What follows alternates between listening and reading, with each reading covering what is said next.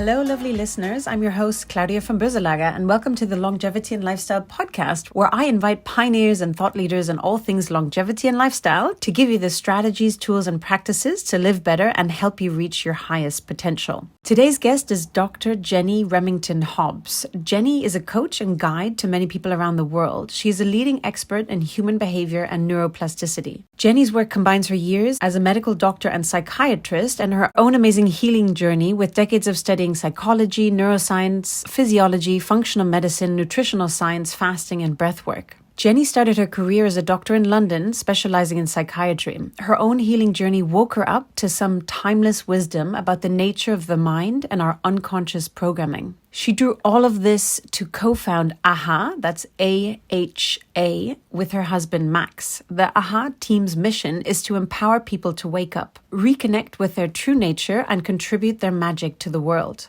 Jenny guides groups of women on transformational journeys of awakening and reconnection. Her clients come from all walks of life, from CEOs, entrepreneurs, coaches, psychologists, doctors, actors, students, many of whom are mothers. In this episode, we dig into the waking up journey, the power of being curious, how life can be transformed from an Einstein quote, curing MS, multiple sclerosis, gratitude and learning even hell has joy, living from true purpose, not egoic purpose, and much more. Before we begin, please hit subscribe to the podcast and share with those who would like to improve their health for longevity too. I would also love to hear from you, dear listeners, so please leave a comment below or reach out to me on Instagram at Longevity and Lifestyle. Please enjoy.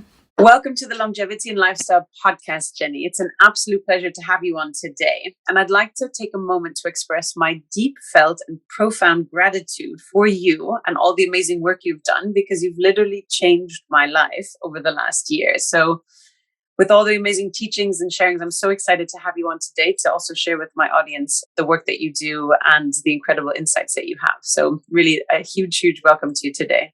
Oh, thank you, Claudia. It's absolutely wonderful to be here.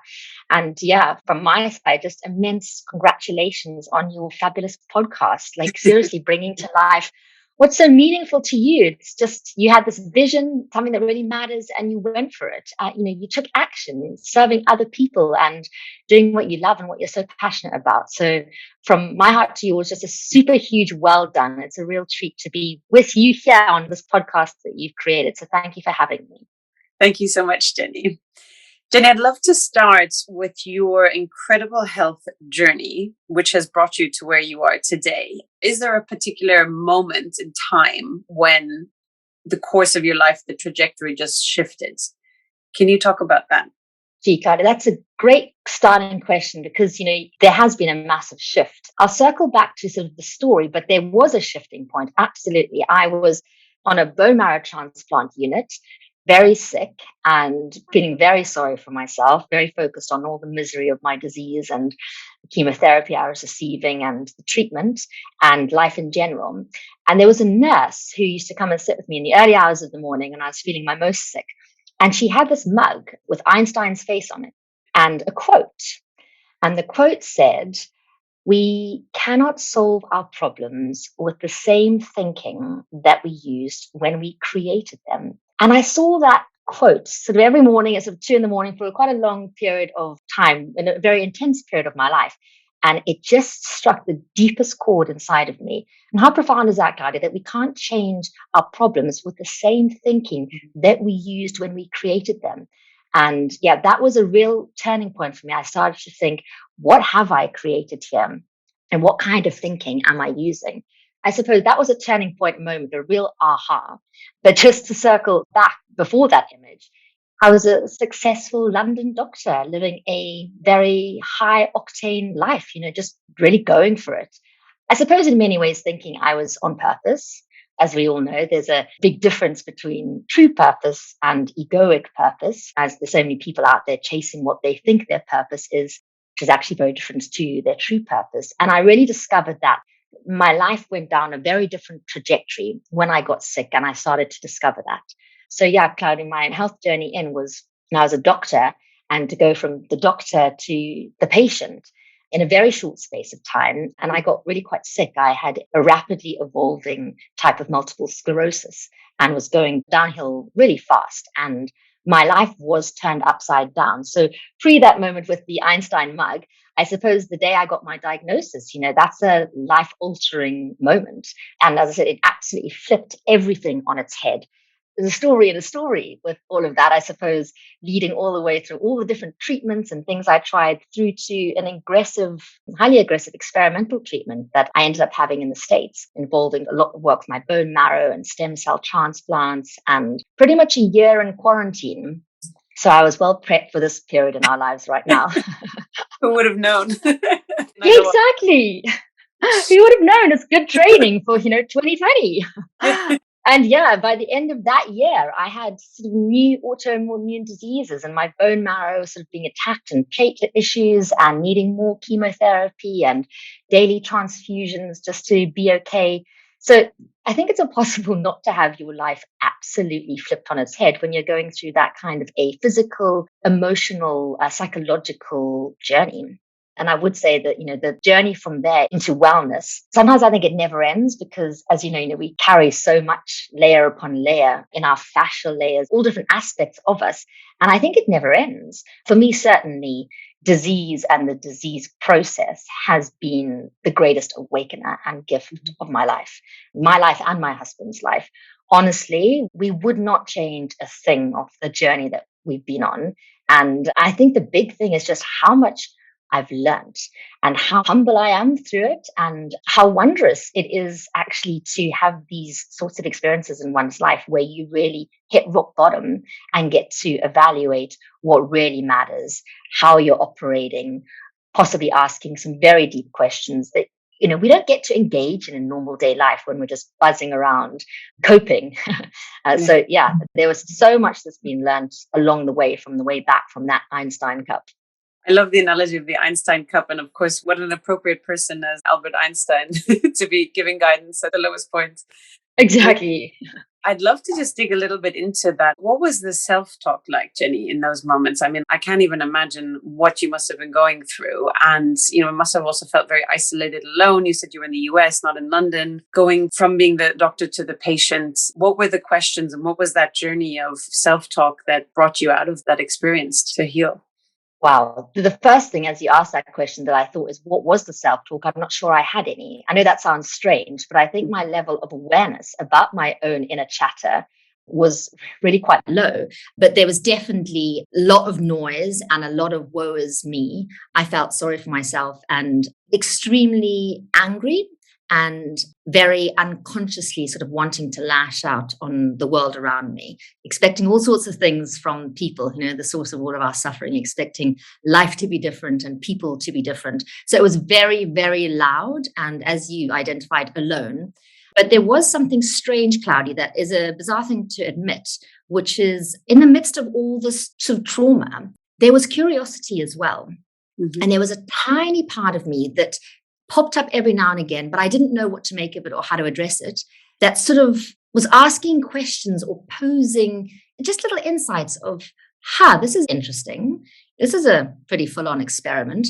And my identity, my brain, my mind was sort of thinking, what are you talking about? This is all happening to me. This is devastating. I'm a young woman in her prime with like an incredibly successful career ahead of me and I can't walk. I've got an amazing marriage and I can't engage in all the things that people of this age do. And I had chemotherapy. My ovaries had been destroyed. So I was infertile and in menopause. So there I am kind of in the prime of my life, infertile, not able to have a child, suffering with, all kinds of side effects from the treatment, as well as the hormonal knock-on. So very alone and very disconnected from my own age group and really asking big questions. What is the point of this all? What is the point of life, actually? What is the purpose? And so that took quite a long time. And I suppose working through that, and I'm sure we'll come to it, but, I had the most amazing healers and teachers and went on a ride of amazing self-knowledge and studying. But probably the biggest thing that I woke up to through disease, which I know probably sounds bizarre, but was gratitude. The strangest place to find it, isn't it? The gratitude, and I don't mean rainbows and the sun is shining. I mean for everything as it is, very sick, in bed, sort of having chemo for breakfast. It was the sense of when there's meaning and purpose and an open heart, even hell has joy. And that's the thing that I was really struck by, how even amidst all of that, when I started to ask questions of myself, this seemed like a purposeful time in my life. It was tough, but I felt like I was learning so much. And as I said, through that little tiny portal, just that Einstein quote, and just sort of being awake all night and looking on the internet, I felt purposeful. I felt like I was discovering something. I had no idea what. And I thought it was just how the hell to get through this. But it was much deeper than that. And for yourself or your listeners, multiple sclerosis, it's a demyelinating disease. It demyelinates nerves in your brain and in your central nervous system. And it was through my journey and my disease that I became very, very interested in the brain. Now, obviously, as a doctor and as a psychiatrist, I already had quite a big interest in it, let's say. But when it's your own brain, demyelinating in front of you, and you can see the physical effects in your body as it's happening in real time, I think your focus becomes a lot deeper. And because of this demyelinating disease, I became really, really interested in neuroplasticity, which is the brain's ability to rewire itself. So that in itself was almost where you could imagine the story stops, because it was such a profound thing for me to wake up to this, really, Claudia, to start to do some deep work once I'd finished that year and I really had hit rock bottom again, new disease, more chemo. It's like something's got to radically shift here. Like, what is going on here? There must be another way to look at all of this. And that's when I did a lot of work on rewiring my perceptions and of myself and of others and life around me, asking some quite counterintuitive questions and really allowing myself the time to go in deep. And as that was happening, look, in conjunction with amazing things that were going on medically, I watched in real time as my body began to heal. Medically, we were hoping to progress the rapid rate of progression of the disease, but the craziest stuff started to happen as I became more grateful, more centered, and asking real questions like, how is this serving me? And how is this actually on the way to what I'm most interested in, which is human behavior and the body and the mind and the body-mind link and every single miraculous aspect of each cell and the depths of our psychology and what's driving us. Like, how could this not be more perfectly sort of teed up for me as a massive learning experiment? But as I got to look at things in that way, the old lesions actually started to disappear, which was something we could never have even imagined. That fibrotic tissue regenerating is not something that was even potentially on the cards. And sometime down the line, there was no evidence of multiple sclerosis. There was no evidence of the other various illnesses and things that had been brought on by the chemotherapy. And actually, I suppose one of the best parts of the story is I ended up having an ovary transplant just to try and help with the menopause and everything that was going on so radically with my estrogen levels. And the next thing, I was pregnant. My 7-year-old daughter says she spotted a gap. She said, "Mum, I saw a gap," and I came in. So, it was a few years of all this. We tell the story as if it happened quickly, but really there was this just sense of the power of gratitude and seeing the order in our lives, especially when the chips are down and you feel like everything has fallen to pieces and you're knee deep in all of your own darkness and noise. That in itself was a healer, was a great, great healer.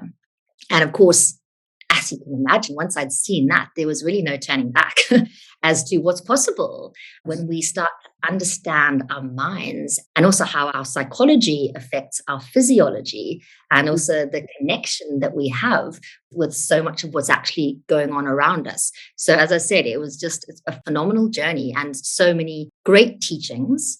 But there was a point, if I'm really honest with you, after several years, and I was working with clients doing sort of neuroplastic work and having, great progress with myself and those I was working with. But I did feel that I started to sort of hit a glass ceiling.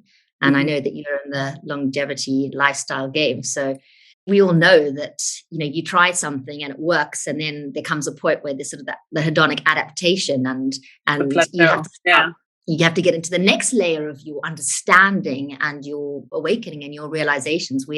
I say to people who I'm working with, we're all works in progress. There's no there to get to. And there's always a lot more to learn. So there was a point where suddenly it was like, okay, just gratitude, like it's not doing everything I wanted to do. Mm-hmm.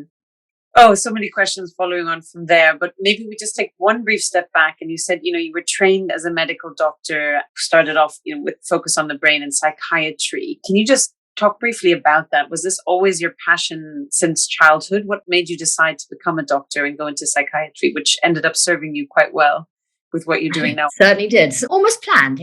Yeah, I was in the UK with my education system, and I couldn't pick whether to go with more the arts or the sciences. There just wasn't an obvious thing for me at school. I loved both of them. And when it came to that sort of point of really deciding on big subjects, I wanted to have art and English at the same time as chemistry, biology, maths, physics. But medicine seemed to be the answer to somehow bridging art and science. That excited me.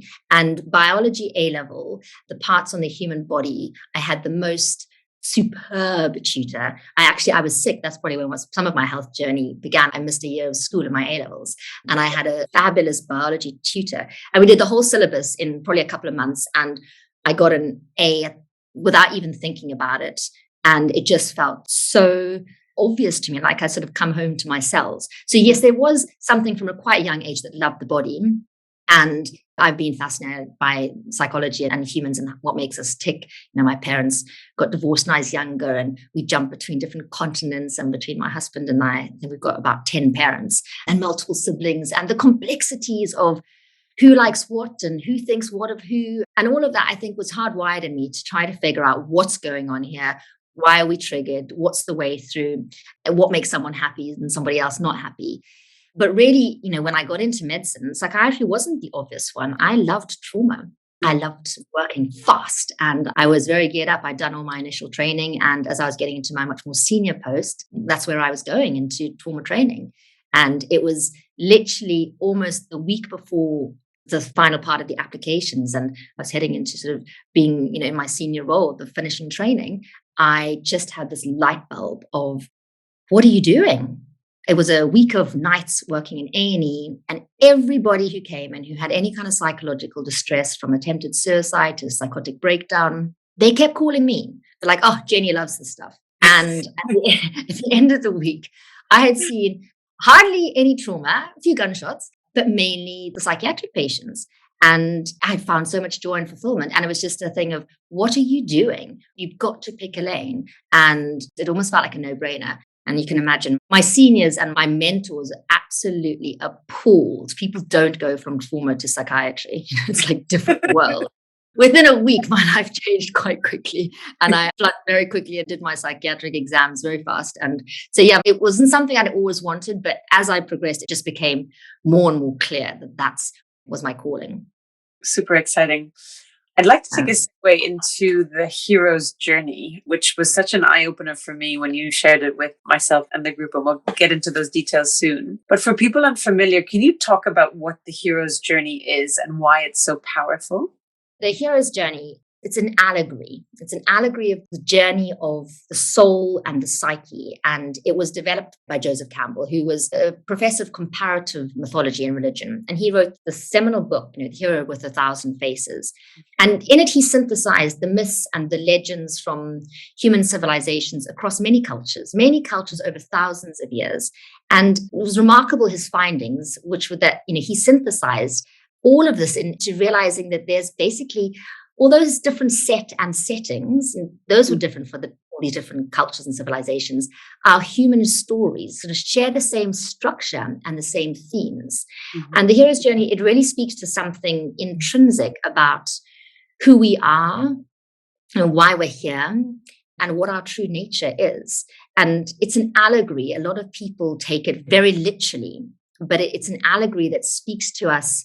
The way that we interpret the hero's journey speaks to us about something far deeper, and us all sort of coming from, you might call it, the great beyond, something bigger than what we can understand, and being born into mortal understanding. And that's what the hero's journey is. It's being born into mortal understanding, into our minds and our bodies, and actually forgetting who we are, forgetting the creator inside each one of us, our true nature, our hearts, and our unique purpose that seeks to express itself in the world. And so the hero's journey, it's you, hero meaning It's not masculine, it's masculine and feminine. It's the masculine aspect inside each one of us. That's our personal myth, our unique story. And when we take a bigger step back, it's almost sort of the unconscious beliefs that us humans have about our hearts not sort of being viable in the world. And the journey expresses the urge within us all at the deepest level to come back to our hearts, back to much more of who we truly are. And, many great thinkers over thousands of years have got their version of this to explain our human journey. And through so much of our studying and pulling together these different strands, it's just magnificent to see from a Western perspective, the lineage tracing all the way back, its roots through Neoplatonism, Hermeticism, Stoicism, Gnosticism, Aristotle, Plato, Pythagoras, way before that, back into ancient Egypt. And then you've got other lineages in the East, all have their, tracing back thousands of years. It's just amazing that both sides and so many religions are grounded in this story. And many of the great stories that we all love, the Lord of the Rings and Superman and Star Wars. Star Wars as well, yeah. Exactly. Harry Potter, The Lion King. It's like there's just literally thousands of different stories, all with the same underlying meta point. And the hero's journey, we could talk into it for ages, but it's really about, as I said, it's got the outer and the inner meaning about being born and going into hiding, going into our egoic vehicle, which we need. We need in order to be human and in order to be individual and in order to orientate ourselves on earth. It's our identity, It's a sense of separateness. We need that to have our own individual identity. We speak a lot in the work that we do about the individuation process, sort of coming through that separation process, which we all need to go through to experience life as individual humans. But the hero's journey, that's the part where you actually sort of come to believe this separation. And you make up all sorts of stories you're unaware of about who you are, about others, about life. All of these stories that are not based and grounded in truth, they're there as a necessary part to be separate. But it's almost like we have these stories about ourselves that are all negative, that sit in our unconscious about somehow us being unlovable. And then we go into hiding and we over-identify with all of these beliefs and our personality, forgetting who we are. And all sorts of things. I might not be good enough. I might be unworthy. I might be powerless, whatever it is. And spend the rest of our lives putting all of the energy into resolving this, to resolve these underlying beliefs, this identity that was formed through our separation. So that is really the beauty of the hero's journey. It's realizing how much energy is going into protecting one's heart rather than living from it. And there comes a point in the journey where people, each one of us, we meet what they call in the journey the wise man, the wise woman, our intuition. It can be through initiation, through ancient practices, but it's sort of the coming out of hiding and it's stepping into your intuition. Like, be reminded of who you are, that you are the hero. You're the hero of your journey and that you are part of the great dance of life, and that you have a purpose. And the wise person, your intuition sends you off on the quest to face your demons and kind of reclaim your birthright. And again, it's all those same stories, Gandalf or Morpheus or John the Baptist, sending the hero off into the quest where you meet your beliefs head on, the myths that sit at the heart of your personality. And it goes further and further into pacifying the dragon and stepping into, the highest form of love and acceptance of yourself, including your so-called dragon. And that's through awareness and observation and integration. And something magical happens on this journey. It's almost like you start to transmute your beliefs into something different. And you stop putting all of the power into resolving these beliefs and resolving stories of your ego.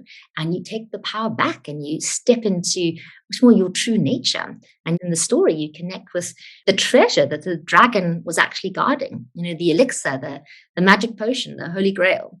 And the inner meaning of all of this is you reclaiming your inner treasure, remembering who you are, your unique talents and your gifts and your heart and your creative superpowers, and that you're connected through time and space to so much. And it's a journey that we're all going through. It's just whether you're doing it consciously or unconsciously. And then the hero brings that treasure back to the community. It's in service of one another.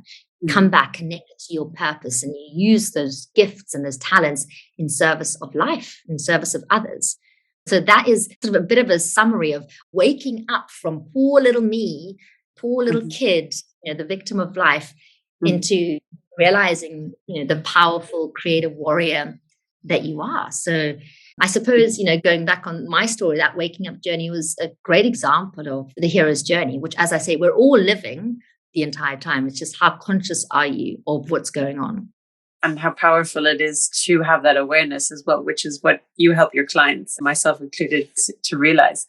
I'd love to circle back on something you said before about hitting a glass ceiling and some of the learnings that when you realized gratitude brought you really far, but you realized that you needed some other tools, let's call them, to move beyond. Can you talk a bit more about those learnings and what those other tools are? Absolutely, Kyle. And that's almost sort of ties in the hero's journey in many ways, because, that was the journey that I was sort of consciously going through, well, consciously and very unconsciously. And gratitude, not to belittle it, gratitude is the elixir. It's a template, or it's the foundational block. But I started to sense that I wasn't getting down to the heart of the issue.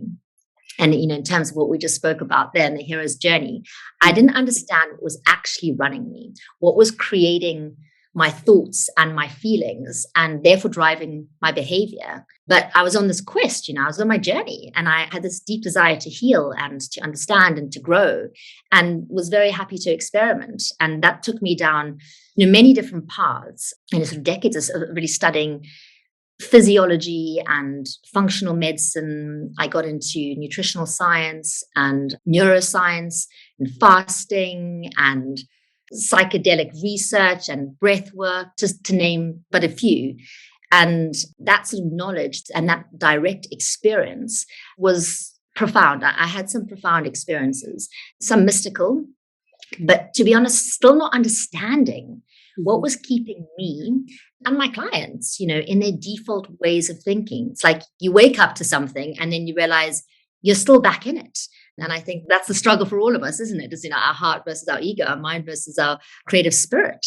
And, this took me and my husband down a path of exploring all sorts of sort of deep wisdom traditions and depth psychology and philosophy, and of course came into mythology and things like the hero's journey.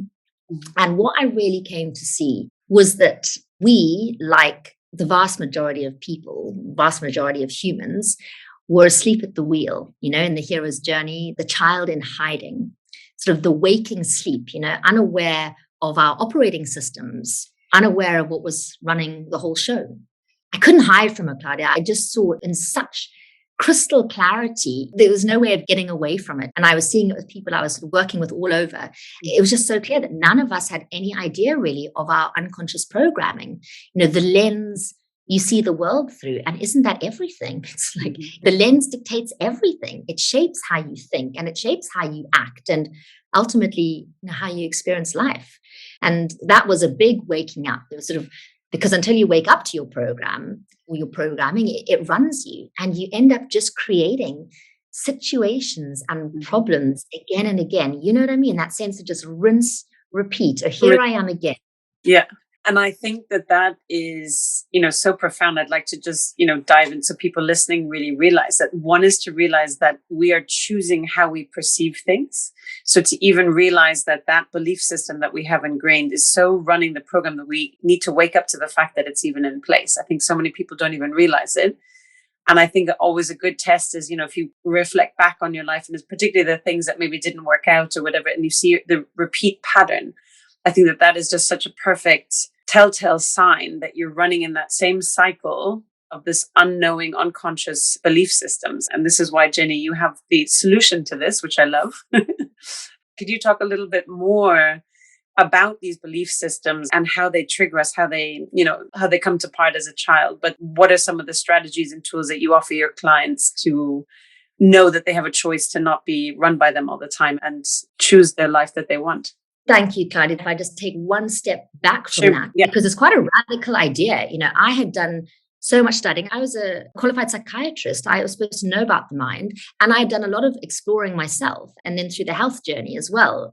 But I was completely gobsmacked. It came as if from out of nowhere how conditioned my mind actually was. And I don't mean theoretically. I mean, seeing living proof of the same problems coming up again and again and again. And I think that almost if we take a step back and just say, over the years and working with so many different people, it sort of came into this appreciation of something a bit deeper, which is that, where you focus creates your reality. And I think that we as a species, we don't know about that. Where you place your attention, it determines what's happening in your life, what's being created in your life. And before we even understand about the programming, it's important to know that the truth is most of us are unknowingly focused on all of the wrong things. So, it's coming through the hero's journey, coming through individuation, separating out into being the unique you, and all the stories that you have about that separation. Mm-hmm. And as one grows up, believing that more and more, we develop these negative beliefs about ourselves and others and the world. We don't even know it's happening. It's sort of very stealth-like. And in terms of the brain, in terms of neuroplasticity, those paths get laid down. It's almost like you get a really strong motorway, and that's where everything goes down. And the A roads or the B roads or the sort of more minor roads will disappear. And you sort of just got the autobahn with these thoughts just going up and down that. And everybody has these, it makes us human. You can call it the ego, you can call it beliefs, you can call it the mind. But these beliefs, they sit at the heart of our identity, our personality. And we need them to make our way through the world. They orientate us. They give us a sense of where we are. But mostly we are unaware of them. And because we're unaware of them, they have a huge amount of power over them because they sit in our unconscious. And I just wanted to mention our focus creates our reality in terms of this, Claudia, because they sit in the unconscious, and the unconscious is where all of our program is. Most of our focus is on these beliefs, and therefore that's what's being experienced in our lives. It's like without being aware, we're focusing in on all of our flaws, and we therefore create the exact reality that those flaws look like. We create the same thing that we're actually trying to escape from, and it's happening under the surface. It's subtle, which is why so many people do experience the same things happening, as you said, being let down, things not working out for you. And if you look at it carefully, you can see there are patterns. Mm-hmm. And it also explains why things get worse and more entrenched as we get older. It's like going down the same ski slope again and again, and those tracks get thicker and thicker and thicker in our mind, the way we think, until those tracks are a deep ravine. And you don't even know that you're on a mountain any longer. You're just deeply in the tracks of the mind. And that's what happens to all of us. We forget our true nature. Mm-hmm. And instead, what we do is we spend all of our time focusing in on the smallest parts of ourselves, trying to fix ourselves, putting all of our energy into fixing. And I say this with all due respect as a doctor, a psychiatrist, and a patient who's wanted to do a lot of fixing. Oh, beautiful. I want to dig into what you're doing at AHA and where the name and everything came from. But before that, just a few rapid fire questions. Firstly, when you think of the word successful, Jenny, who's the first person who comes to mind and why? Oh, rapid fire questions, Claudia, is going to make me have a whole story. So first thing that comes into mind, what's the definition of success? So you ask, and what's your definition of success, perhaps? My definition of success is definitely along the lines of what we've been speaking about. It is connected in with your true self, with your true nature, and with your purpose, and being led by their heart. There are people who come to mind, some of my great teachers and mentors are alive and dead, and Einstein would probably be right up there. But then I can also look at a woman like Oprah Winfrey and say, when you feel that woman's energy, she's in service and she's connected with her heart, and she seems to be operating from that space. But I would say for me, anyone who's actually living from their true nature has been a success. And this is an interesting question because many people think that they're living their purpose, going back to the beliefs, but their behavior, which might make them look successful, is a compensation to deal with underlying beliefs. So a lot of people who might answer that question might be looking at growing huge companies and doing amazing things out in the world, But a lot of the time, that's actually driven by an unconscious belief that someone might not be good enough, and they're compensating by working extremely hard, and they're not in their true nature. They're believing that they're only valid if they are a success, and they're needing that successful business to be seen, to be validated, to do more and more work to get more of that, working hard, achieving more, never getting off the hamster wheel, kind of irrespective of whether you're unfulfilled or your relationships are in tatters or your health is frayed. So I think living according to one's true nature would be my definition of success. And I think we all flip in and out of it the whole time. So I think the more aligned we are with our true nature, the more successful, according to my definition, one would be. So I know I haven't answered your question with who is a person, but I would say that scientists who are trying to solve the great order of the universe have me at hello. They're bringing science into a bigger realm. And so some of the, Bohr or Bohm, some of the quantum physicists, Einstein, but he's standing on the shoulders of Newton. These are people who, for me, have led deeply successful and meaningful lives. And actually, in fact, as well, Viktor Frankl is someone who I put up there, whose entire quest was to find meaning and purpose, driven from the deepest place inside himself. So I have lots of people I would regard as successful because they've been the most inspiring and extraordinary teachers to me. And they've succeeded because they've given me a whole different understanding of life and of us, helped me they pieced together so many of the pieces and allowed us to make sense of it later on. What a beautiful answer, Jenny. Thank you for sharing that. Jenny, morning routine, because I know you so well, I know you have probably the most amazing morning routine, but can you share with my audience how you start your day for success every day? I think it has been an iteration, as with all these things. We never nail it. We never get there. We're always learning, adding in new things, overcomplicating, then throwing the baby out with the bathwater. But how we start the day, it's just the most important thing. You wake up every morning and you are pretty much in your beliefs. You're coming through this quagmire into an altered reality because, sleep and wake are different states of consciousness. And what you do in that waking up time, how you set the day up, and whether you're getting into a creative orientation about trying to connect with what your intentions are and what you'd love to create with the day, or you're getting into a fixing orientation, focusing in on all the problems, all the things that are not going right. I think it starts right up front. So for me, I wake up and I get straight into cold water. That is the thing. I literally walk out of my bedroom in my very normal teenage grump and I throw myself into some very cold water. And there's nothing quite like that with some state changing.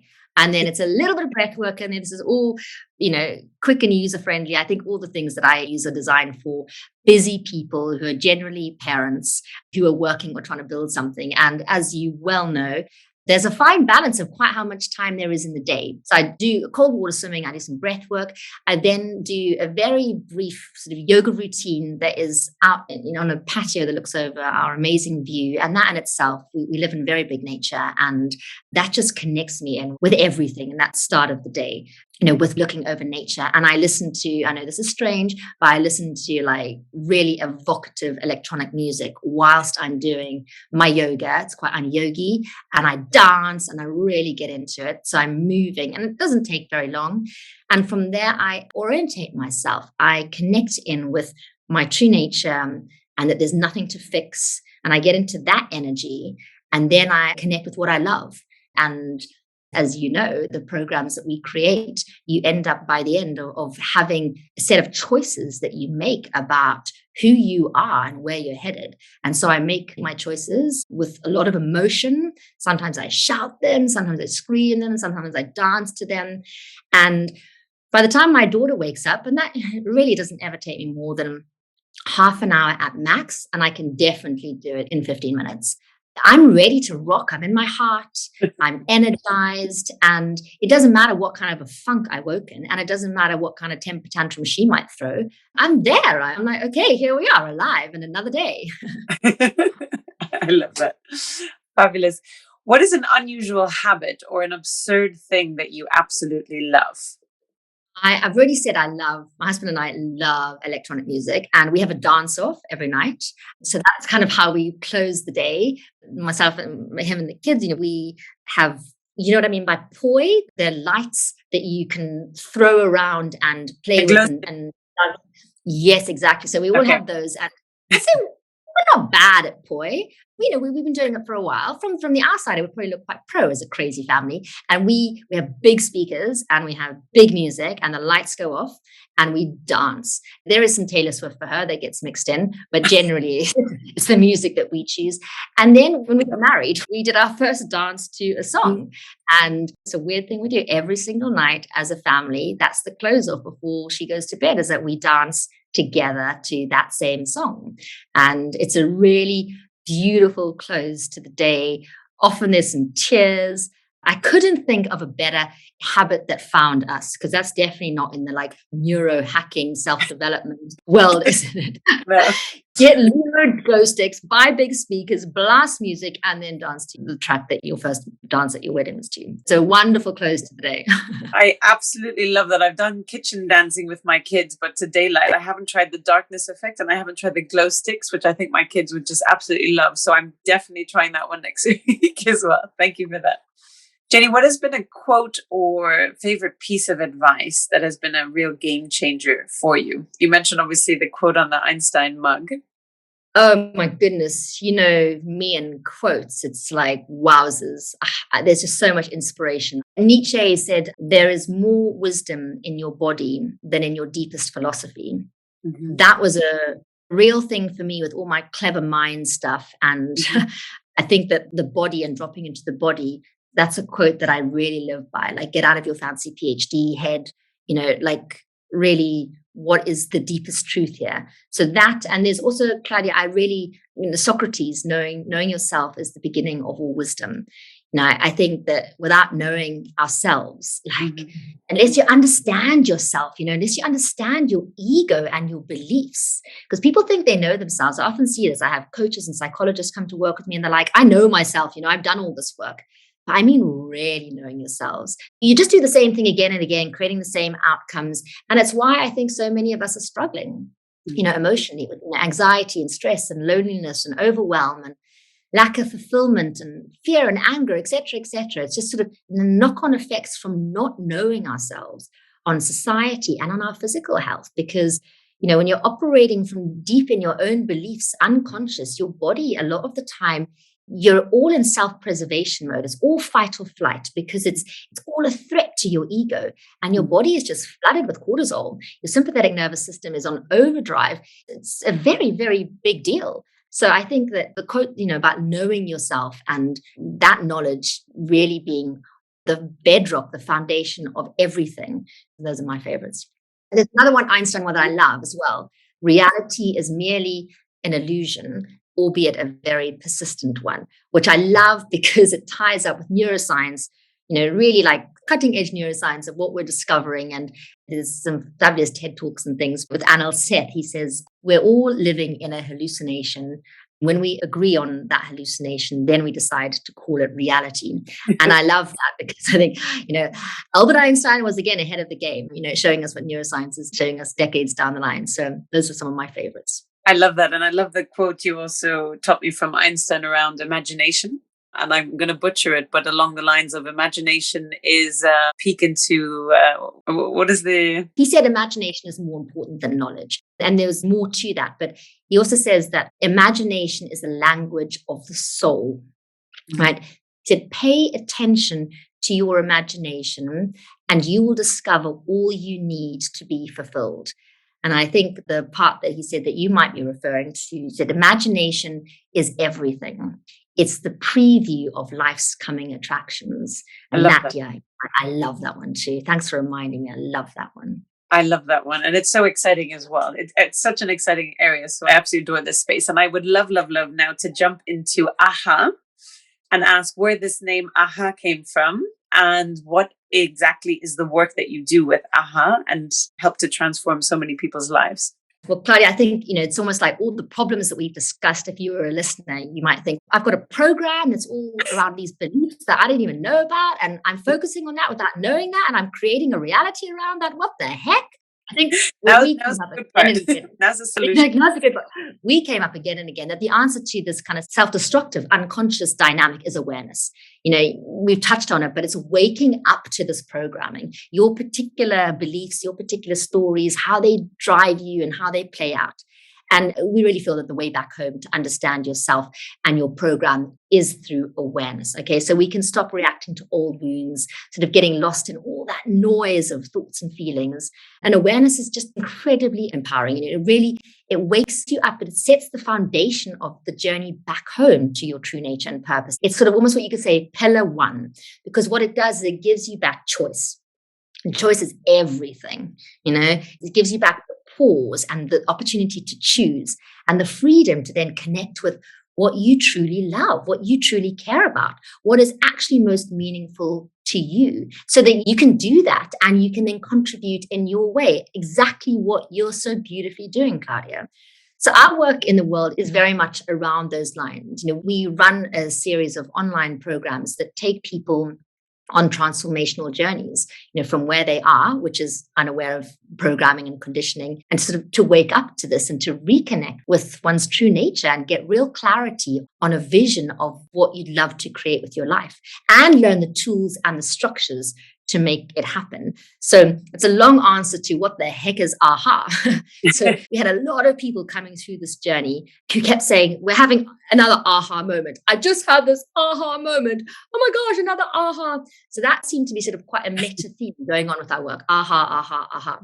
And I don't remember who said what first, but I remember us sitting at the kitchen table and writing down, what is this all about? And what are these pillars? And as I've said, awareness is pillar one.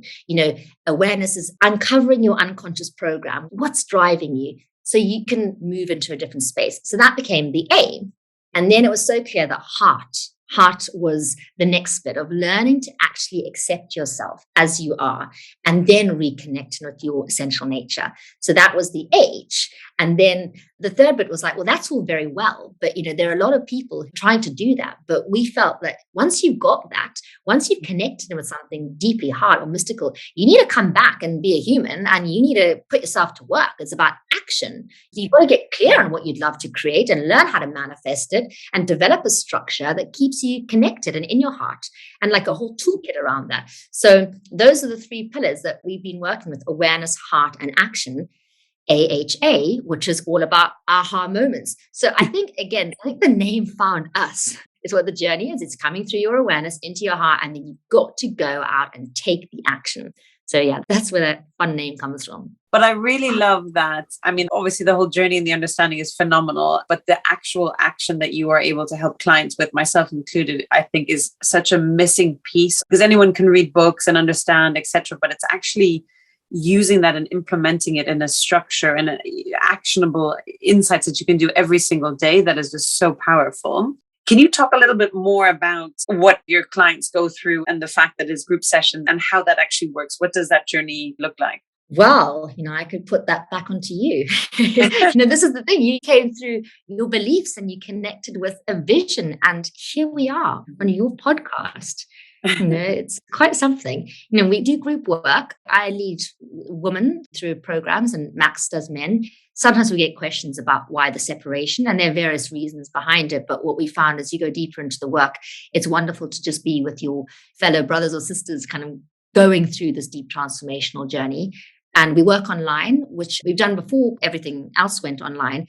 And people often say, how does that work? And actually, what reason that we did it is because I had a bizarre experience. I always used to do in-person sessions and I moved countries, and an old client was trying to get hold of me in a new country, and we went on back in the days of Skype, and it was the most phenomenal session. She was in her bed with her laptop and we had a profound breakthrough, and I've been working with her for 6 months.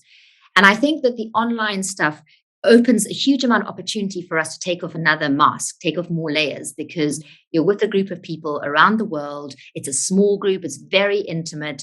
It's very contained. Everybody's on their own waking up journey, but you're with the collective energy. And it's phenomenal to have this human interaction, but it's not too intimate.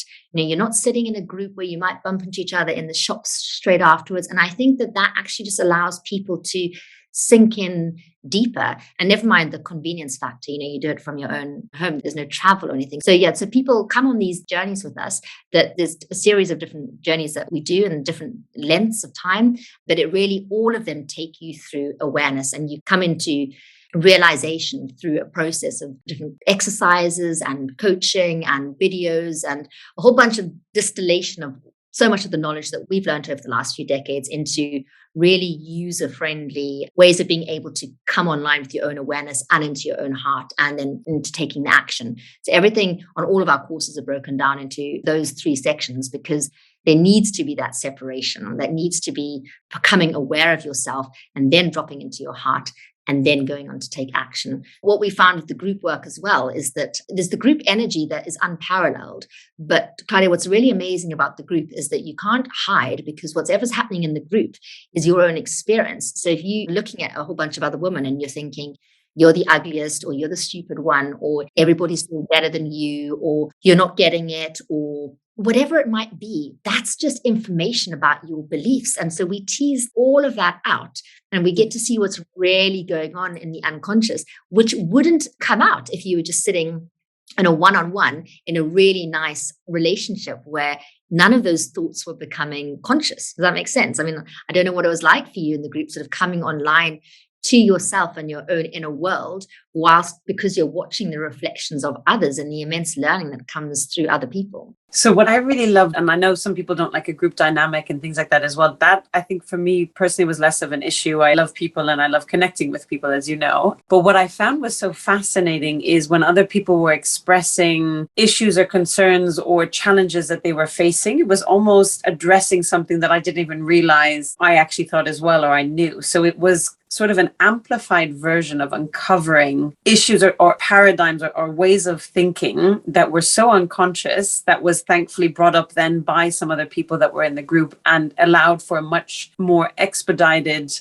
unraveling and solving of those things as well. And I think that the paramount thing is that the awareness, like actually having the knowledge that everything in our reality is our belief system, our choice that we are choosing because we're focusing on it. And by having that awareness, you can actually take a step back and then refocus on the things that you love and that you want. And you mentioned before the difference between the egoic purpose versus your true purpose. So your program and your course that you have allows people to really find their true purpose versus just ego and society and, you know, what your parents were telling you growing up. You should be a lawyer, you should be a doctor, whatever the case may be. And then the joy in it as well, you know, knowing that you have this pure freedom and sort of the heavy weight of expectations and growing up that you've pretty much put on yourself. You've interpreted that other people put onto you, but you've put on yourself that you can break free from that and actually live from a tremendously profound, exciting space of creativity. It's been so transformative and so phenomenal. So yeah, thank you again.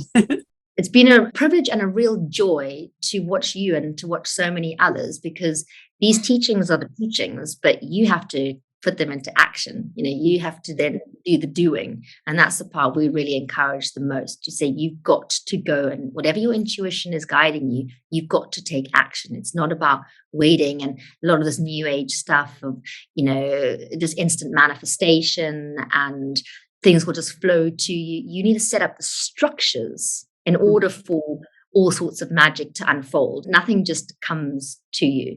So just saluting you again for actually taking the action.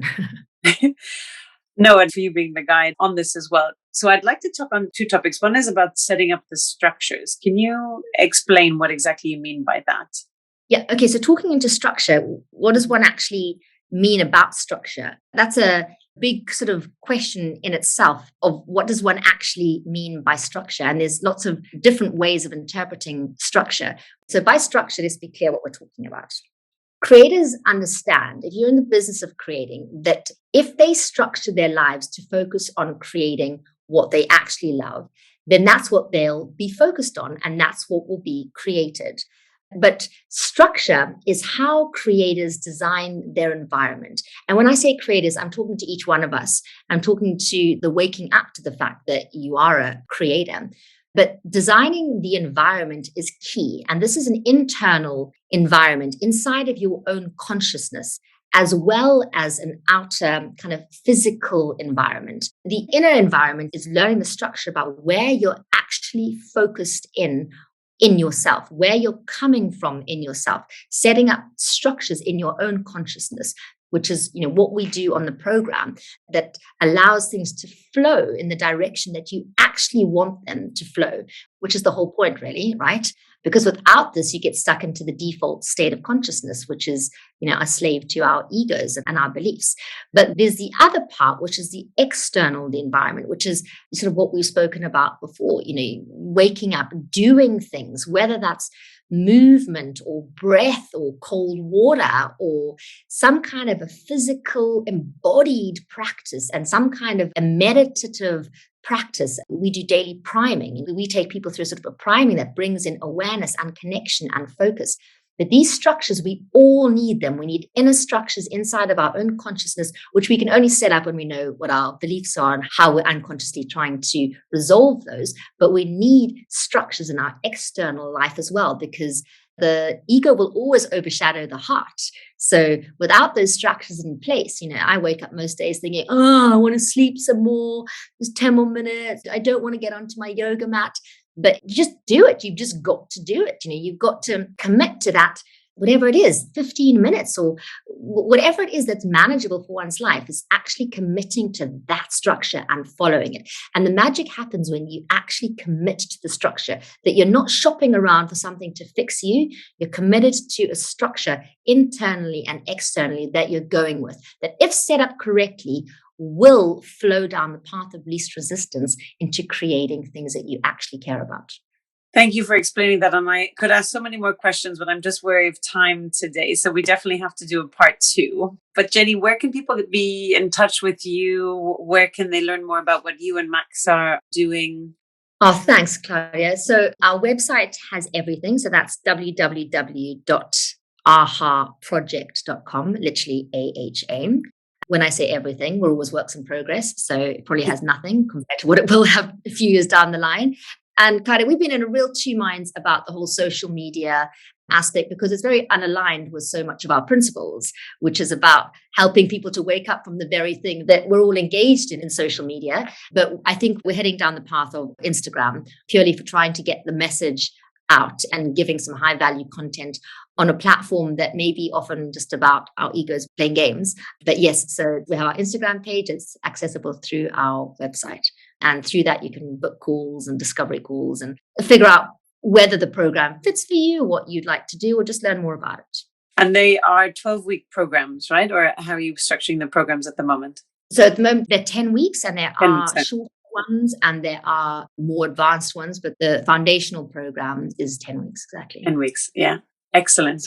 Jenny, do you have a final ask or recommendation or any parting thoughts or message for my audience? You asked me earlier as to some of the people who I admire most, and I spend a lot of time quoting Carl Jung and, how until you make the unconscious conscious, it will direct your life and you will call it fate. And I think there's such profundity in that, until we know what's actually driving us, this directs our life. And then we say it's just happened to us.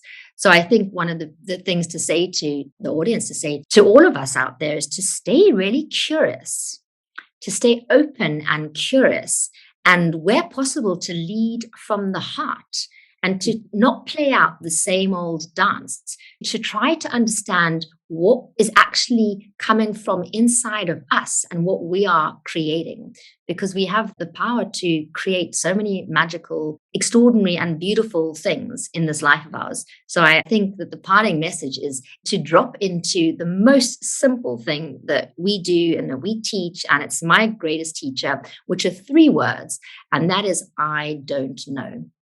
And I think I don't know. I know you use I don't know.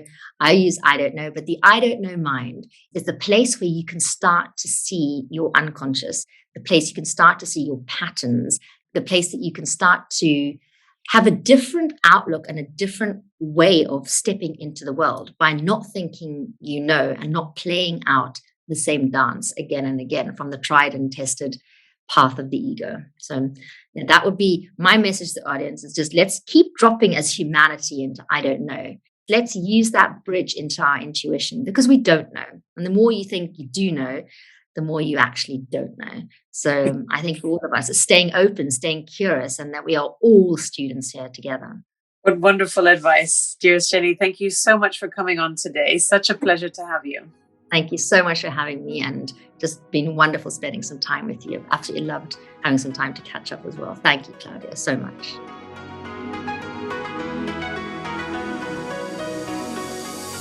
Hey everyone, it's Claudia here. Before you take off, I hope you enjoyed the episode and learned as much as I did. If so, please hit subscribe so you don't miss out on our next episodes. I would also love to hear what you thought, be it your favorite part, quote, or other feedback from the episode, so please leave a written review on Apple Podcasts or on social media.